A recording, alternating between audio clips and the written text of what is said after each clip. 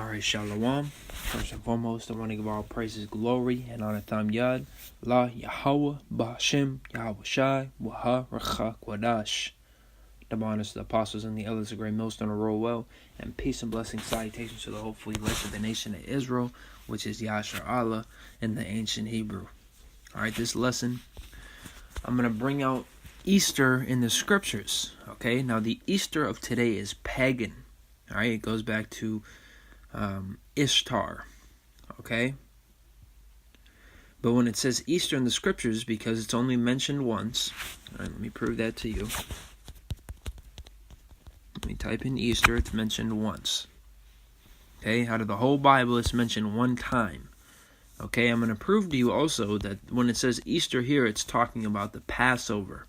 Okay?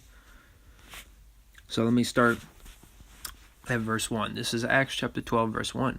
It says, "Now about that time Herod the king stretched forth his hands to vex certain of the church, and he killed James the brother of John with the sword. And because he saw it pleased the Jews, he proceeded further to take Peter also. Then were the days of unleavened bread.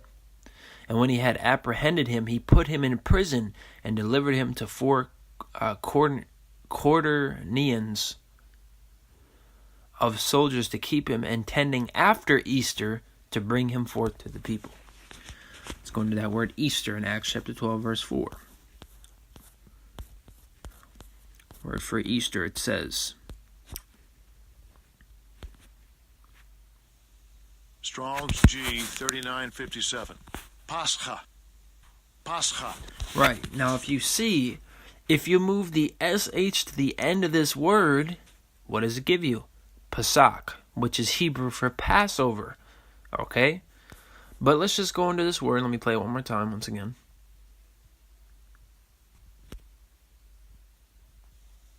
Strong's G 3957. Pascha.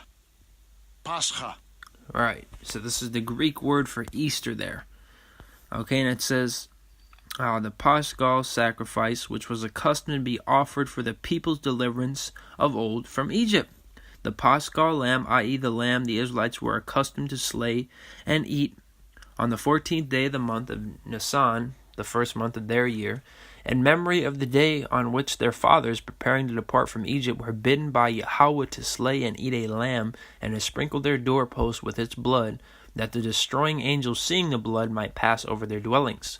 Hamashiach crucified is likened to the slain Paschal lamb, the Paschal supper, the Paschal feast, the feast of the Passover, extending from the 14th to the 20th day of the month of Nisan.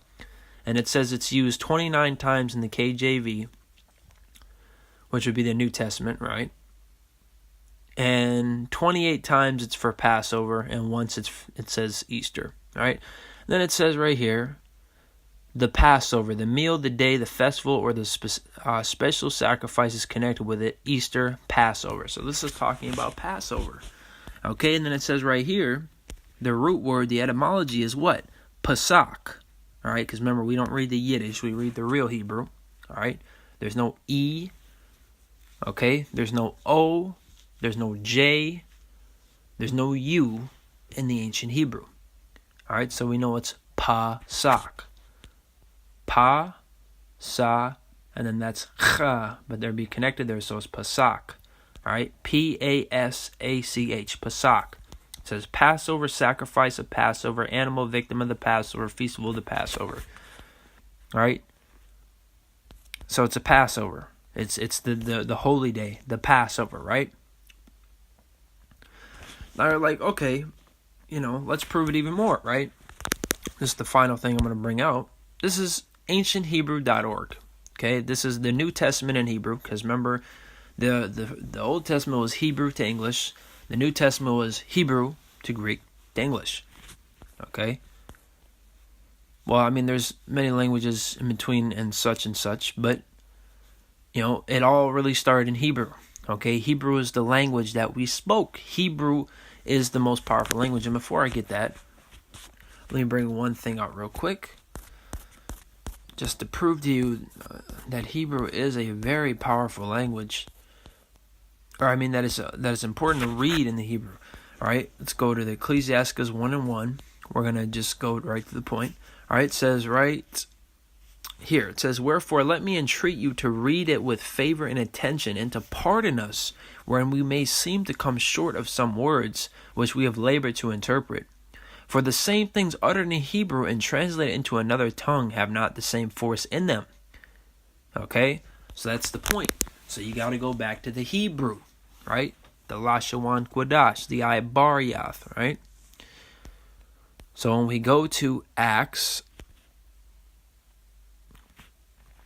all right, just got to let it load. And then we got to go to the 12th chapter. So Salakia.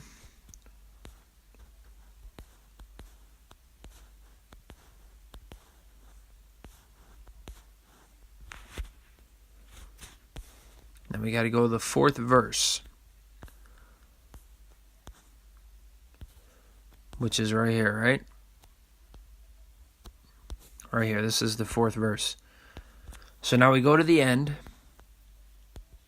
This is where it would say Easter, right? This is where they translate. What does that say? Ha-Pesach, which means literally the Passover. Okay? Ha-Pesach, the Passover. Alright, so with that said, just a very quick lesson, just to bring that out. Alright, in case Christians try to pull a fast one on you, because they're trying to be slippery serpents. Even though the serpent in the garden was a literal person, alright? But I'm just using that as a metaphor. But with that said, I want to give all praises, glory, and honor Tham Yad, Allah, Yahweh, Bahashem, Yahweh Shai, Waha, Racha, Quadash, the bonus, the apostles, and the elders of great millstone to rule well, and peace and blessings, salutations to the hopeful elect of the nation of Israel, which is Yashar Allah in the ancient Hebrew. With that said, Shalom.